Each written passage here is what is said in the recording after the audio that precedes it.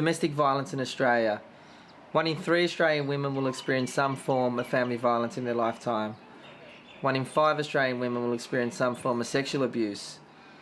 We know that family violence is the leading cause of death, disability and injury to Australian women aged between 16 and 44. But what do we know about queer domestic violence? Today we're going to hopefully shine a light on the dark side of the rainbow.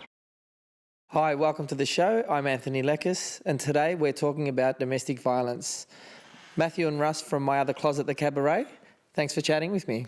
Hey, Anthony. Nice to be here. When we talk about domestic violence, I guess the first thing that we think about is the perpetrator's behaviour.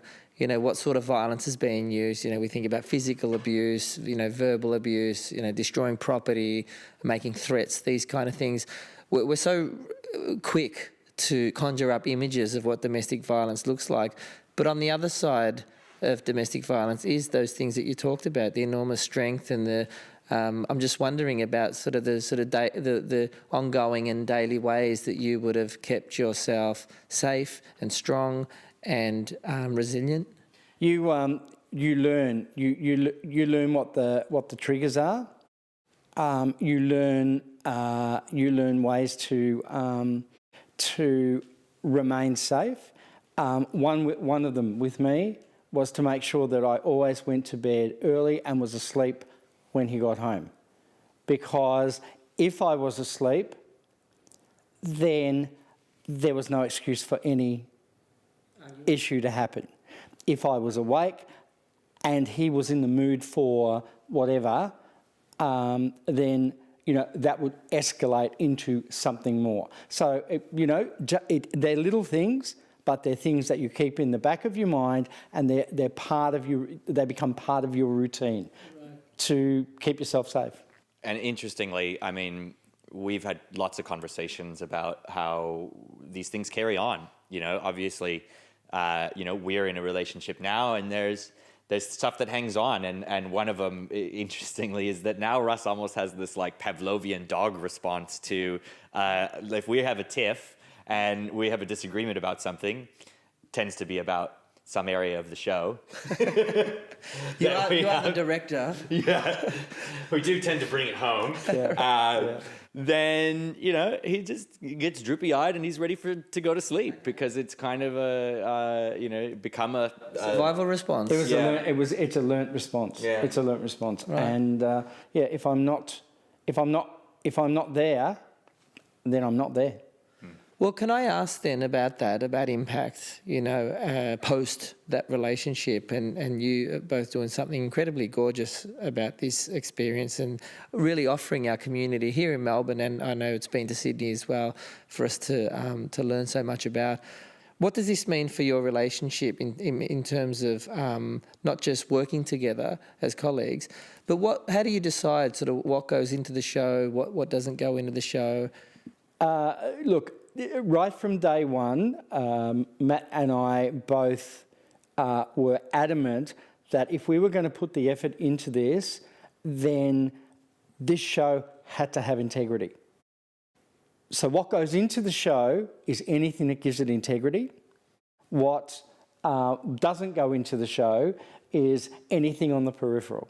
And the other tool that we've discovered, we have this amazing dramaturge, Jess Murphy, who it also comes in. Not only is she very skilled and really gets how to communicate, a message and a story, and so she can make those decisions and go. Especially if we're disagreeing on something, Jess is the deciding vote. She really gets me. I love Jess. So she can come in and go, no, Matt, that's not important. Actually, what Russ is saying, that's more important. And we just go, okay, cool. Right. Or she will say, Russ, suck it up. Yeah, that's right. That's really important. You got to say it. Right. Well, I asked because we're talking about a very personal story, as well as putting a show together, a product, And so I could imagine there would be around the decision-making process around what will go in and what will be left out.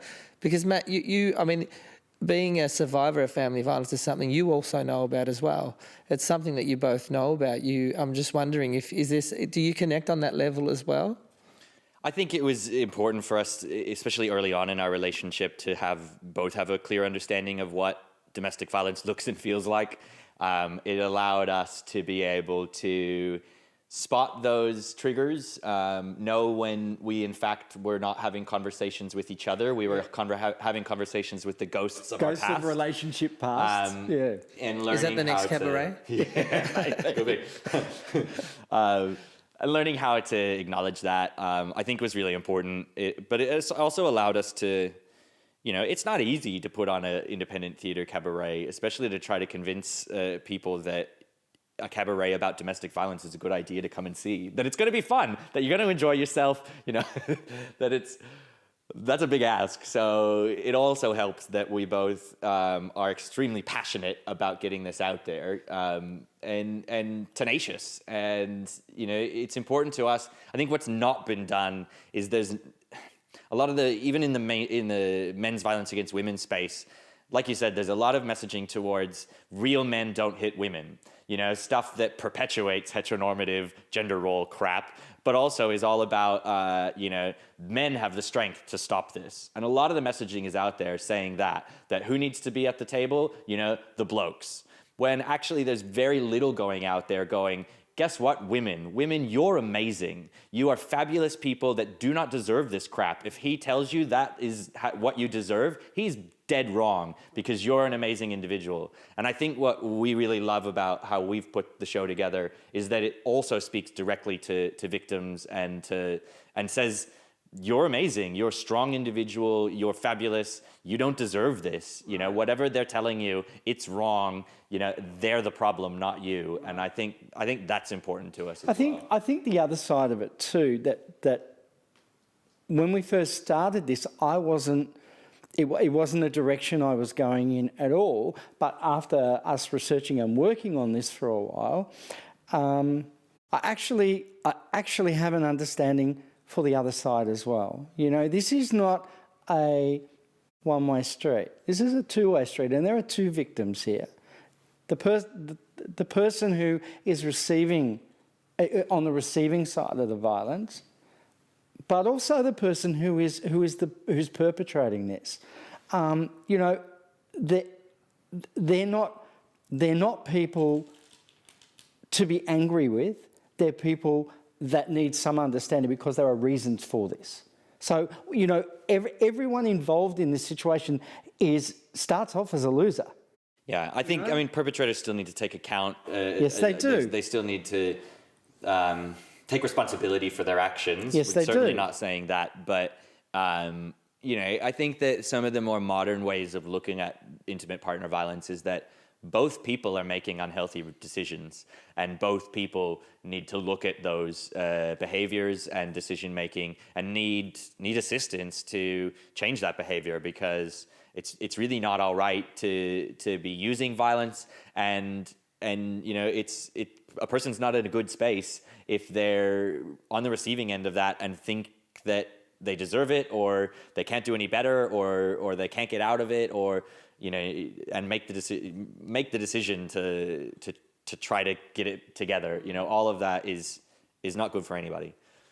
If you've heard something in our conversation today that makes you think perhaps you're using control or abuse in your relationship, you can contact VAC at vac.org.au or QLife. If in our conversation today it's made you think about anyone maybe a colleague or a friend or a family member even, that this sounds like could be happening in their relationship, please head to qlife.org and speak to a volunteer counsellor about what you might be able to do to help that person.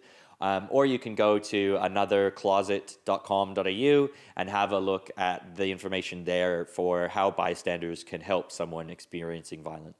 If anything in our conversation today has made you realise that maybe you're in a domestic violent relationship, contact Queerspace. They have a specialist LGBTI domestic violence support worker available to talk to you today. Alternatively, call QLife and talk to a volunteer counsellor.